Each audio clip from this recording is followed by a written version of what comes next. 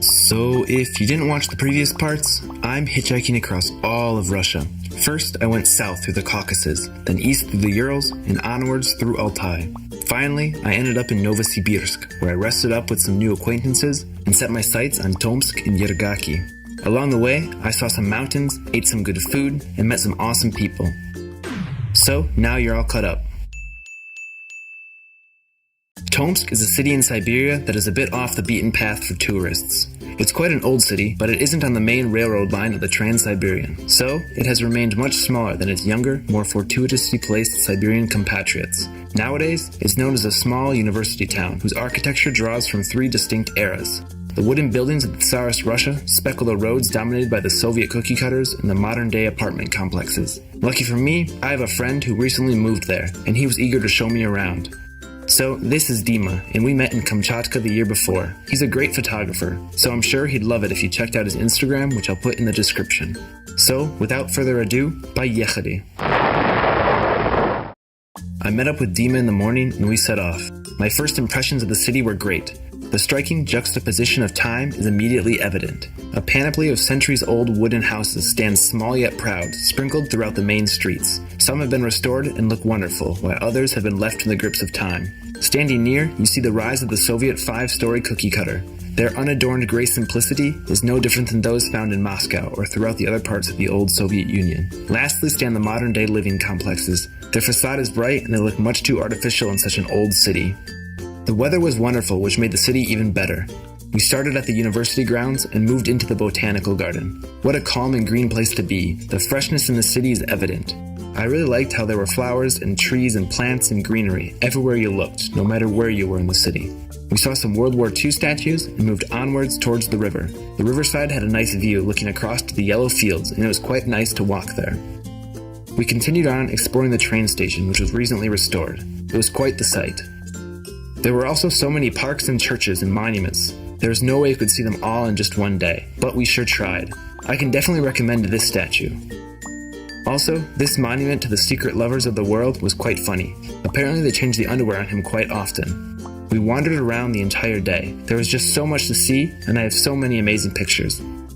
By the end of the day, we were exhausted, but happy, and we enjoyed the pleasant company of our new sparrow friends as they begged us for parts of our sandwich. All in all, what a wonderful city. I'd recommend Tomsk to anyone who ever happens to find themselves in central Siberia. My next goal was Abakan. I was meeting another group there to go hiking in Ergaki National Park. I set off and rode through the night, getting to the next city of Krasnoyarsk in the morning. I grabbed a coffee and started to plan my day, but I noticed my buddy Sasha happened to be in Krasnoyarsk that day too. We met up on a whim, and we threw all our city plans to the wind. We rode out to Stalby National Park and spent the day climbing. Stalby is the center for rock climbing in the area, and it attracts climbers from all over Russia. It's covered in forest with these pillars sticking up into the sky. Each pillar has hundreds of routes, ranging from easy to advanced. The view from the top was great too. You could just barely see the city on the horizon. I was really impressed by this park. It was clean and well marked, and it was extremely accessible, which isn't a common theme in most national parks in Russia. After a great day of exploring, I rushed back towards the city to catch a train to Abakan since I was meeting my hiking group at 6 a.m. and I did not want to risk being late. I only got a few pictures of the city. There were some Soviet mosaics, kids skateboarding on a Lenin statue, a lovely lookout, and the mighty Yenisei River. Getting to Abakan early, I waited for the group and got to chill with this cute stray cat sleeping next to me. After meeting up with the group, we set off for 12 days of adventure and fun in the mountains. Our first stint was a short hike into the park. This part of the park is extremely accessible for tourists, which is great to see. We saw the huge hanging rock and the sleeping Saiyan. Legend says this rock will fall as his alarm clock, and he will wake up to wreak havoc if the humans don't treat the planet well. My first impressions of the park were great. The roots intermingled with the rock, and the wet dirt from the recently melted snows had a fresh mountain smell to it. Our group meshed well, and we made a good pace as we got to know each other. We were a small but extremely motivated group, ready to conquer all that stands before us. This whole park is covered in strange and almost unnatural rock formations. There were so many moments that I felt like I was on another planet. The shapes seem unnatural and hand-carved. The greenery here is lush, but only in the forest below, as nothing too large can find a foothold on the rock walls. There are an abundance of ice-cold lakes that are stunningly reflective and meditative. The roots of the trees grow in the most chaotically beautiful way. The lack of delicious earth causes them to twist around the rocks and boulders in search of a taste of soft earth to sink their roots into. The crooked sun rays wiggled their way through the trees and painted the mountains orange as the sun set, lighting up the lake on our second day. These first few days we spent hiking deeper into the park. The weather was cloudy but not rainy, and the sun popped out sporadically to add some warmth. After many photos and some of the greatest sausages around, we finally made it to Skaska Lake as the sun wriggled out of its cloud nest for good. It's a small but extremely deep lake with a huge boulder sitting in the middle. Beyond its shores, rock walls tower above. We took a chilly swim and it felt great, the first of many ice-cold swims and jumps of the trip.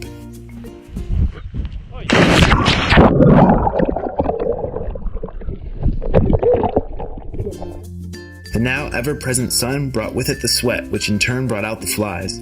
They were huge, like 2 or 3 centimeters in diameter or even more. We set up camp near Skaska Lake for a couple nights so we could enjoy some radial hikes. The first radial hike consisted of lots of ups and downs and covered some amazing ground. The views from the top of the passes were outstanding. I couldn't get enough of them. The lakes and their retreating glaciers pooled below and reflected the clouds and rock walls above. We had a nice lunch by the lake and continued to scale down the side of a cliff towards some waterfalls. The waterfalls were breathtaking, raging on even in July as the snow had only recently receded. Throughout the trip, Boris broke out his drone and got some amazing drone shots. We saw the remnants of an old Soviet military camp too. There wasn't much left and I wouldn't have even known if they didn't tell me what it was. We climbed up and around and saw a few more waterfalls and a moose as we started to head back to camp. Perhaps we had been a bit too ambitious because we descended the last pass in the dark and arrived to camp around midnight. We had been hiking for nearly 15 hours straight. The next day was a bit easier. We explored the stone castle and even managed a summit and a nice lunch on top. I got introduced to the basics of Soviet or Russian alpinism, and it was fun to compare to what I've learned in the US. Climbing around like children on the playground, enjoying the rocks and the beautiful nature around us, we had a wonderful time. We also visited the Arch. It's a natural archway near the Turtle Formation. So many of these odd rock formations look like animals, or at least they say. There's a whale, a turtle, a dinosaur, and all kinds of other stuff. This time, we made it back in time for a relaxing evening. Waking up the next day, we were covered in fog. We packed up and parted ways with our new friend Skaska Lake under a light rain. As we rose over the pass, the rain and wind turned to a magical fairy tale fog. We descended into the valley as the fog slowly twirled around us, slowly dancing between the rocks and trees, giving us a visibility of only 5 meters. Huge mossy trees and boulders were suddenly appearing, and you could hear the light tinkle of the river down below. Suddenly, it all cleared, and the enormous rock faces stared us down. We continued our descent along the river and stopped for some tea and a snack as the sun popped out for good that day. We took advantage of the sun and hopped in the raging river and explored the waterfall for a refreshing midday dip.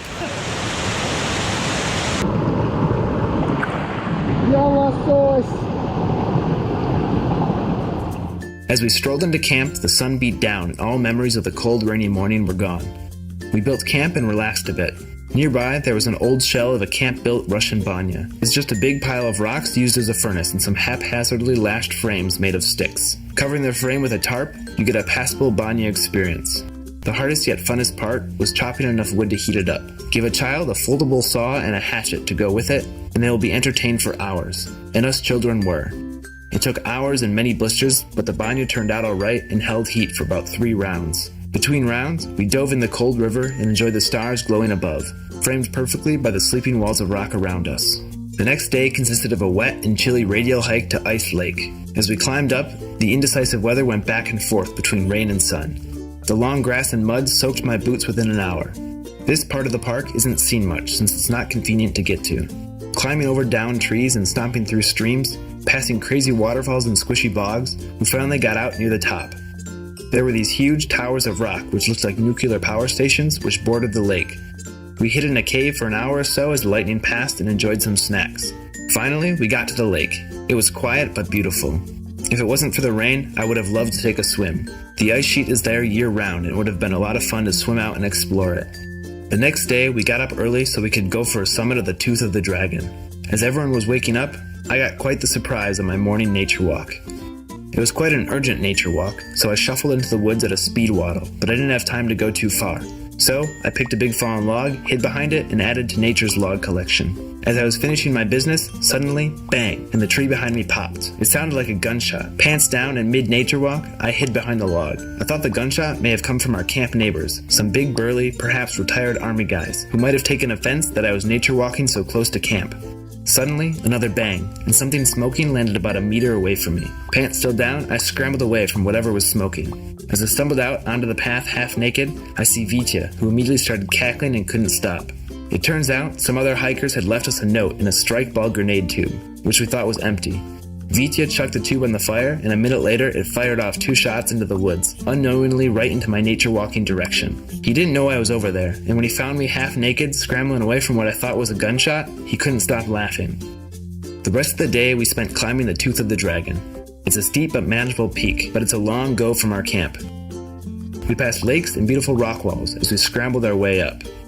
We only ended up needing the rope twice, and the steep climb blocked any sense of the view that was about to come.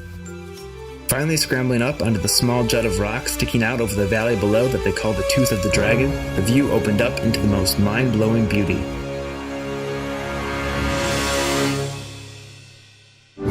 It was pure bliss.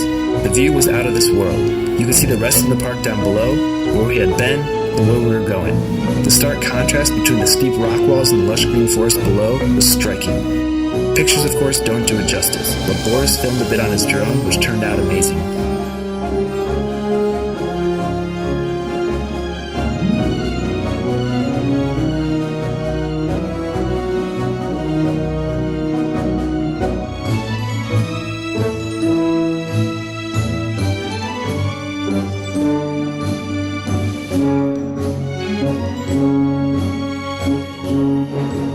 Making it back to camp by evening, I got to chatting with the big burly army guys who I thought had tried to kill me earlier. They turned out to be super nice. They even gave me some of their homemade energy bars, which were really good. It was a mixture of dried fruits and nuts, almost like a toffee. The next day, we hiked up towards Artist Lake. On the way, we took a dip in a little pool between 2 waterfalls. It was chilly but quite refreshing under the evasive sun. Even though the water is bone-chilling, there's nothing quite like the feeling of swimming in a mountain lake or river.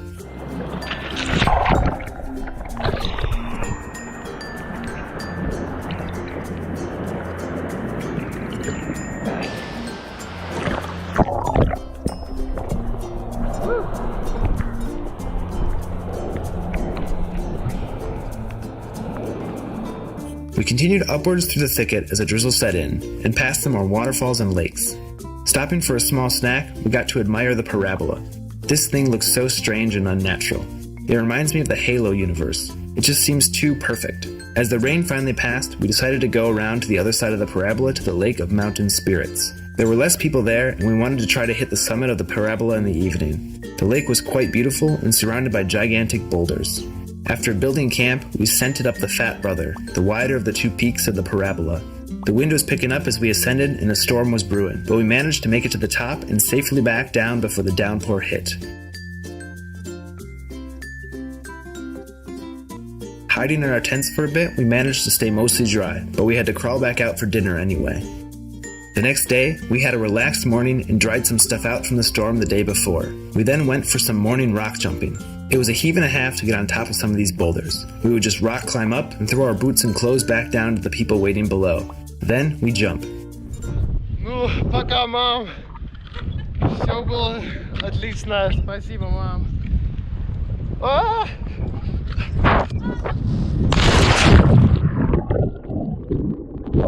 It was exhilarating.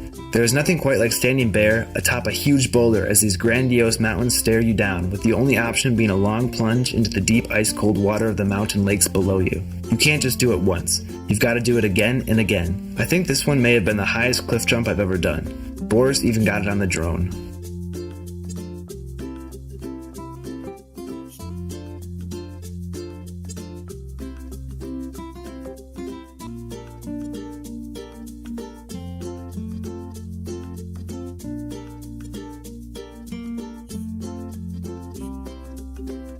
We continued up towards Bird Pass, towards our first jarring experience of the day.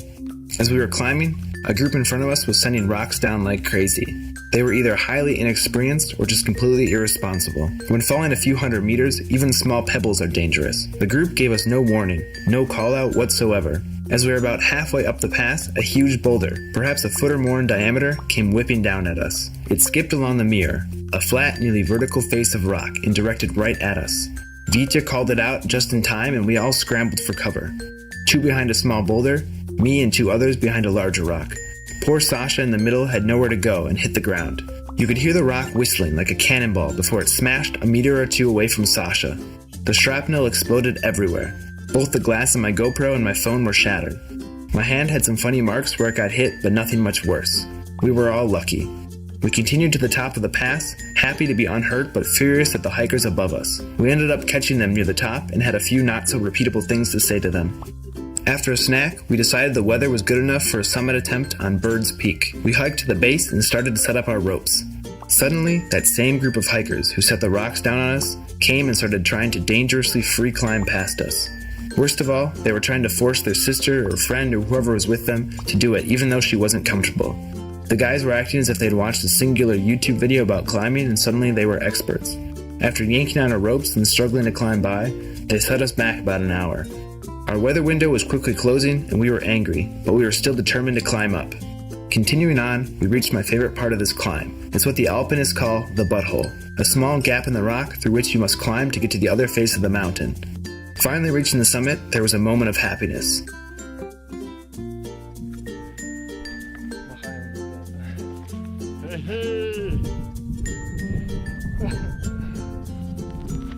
Ой, это слышно. Открыл, следующий. Выключай, убирай палку. Uh-oh. Then the smell hit us, and all of our hair was standing straight up, and the rope started buzzing, and we had to book it down fast. We free-rappelled down the back face of that mountain as fast as we safely could. The storm was moving in fast. We all scuttled our way down and made it to our bags just as the storm hit. Taking shelter in a cave, we had a moment of joy as we had dodged death the second time in that day. The rest of that day was uneventful. We hiked down to the main tour space. There were many people around us now, and it was a bit louder as we were nearing the end of our hike. The next morning, we spent drying our things a bit before heading to the lake for a final swim. This lake was huge, but much warmer and quite nice to be in. The view was also stellar. Parting ways with our beloved mountains, we headed down the muddy path towards civilization. Finally hitting the road, we had made it. Stashing our bags in a veranda, we went to a cafe for some overpriced and very average pelmeni. Mistake one was having the celebratory beer or three before pitching the tents. Then of course the downpour started. Soaking wet, we still managed to put the tents together more or less. In the evening, we rented the banya and again made the mistake of bringing the beer in with us.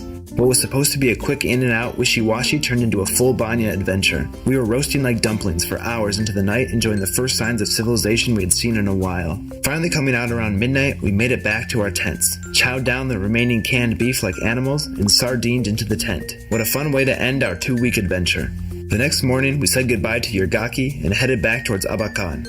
This hike for me was the most difficult and rewarding hike of my life. The 12 days we spent in Ergaki were beautiful and unforgettable, and we covered more ground than most tourists manage in a whole season, due in part to our lucky weather, but also our amazing team. In 2 weeks, you go from being complete strangers to a family. It was a sad moment to part ways with them, but I needed to continue my journey eastward. I was in an even bigger rush now. I had just learned the Russian borders had opened up, and I was going to finally see my family for the first time in 2 years. So, I guess that's the end of part 5. Tune in for part 6 as I continue east into the depths of Siberia. Who knows, maybe I'll explore the old Baikal Railroad, find some Buddhist temples, or maybe even make it to the other side of Russia. I guess you'll just have to find out. If you liked what you saw, please consider subscribing. A like wouldn't be too bad either. I make these videos for fun, so I hope you had some fun watching it as well.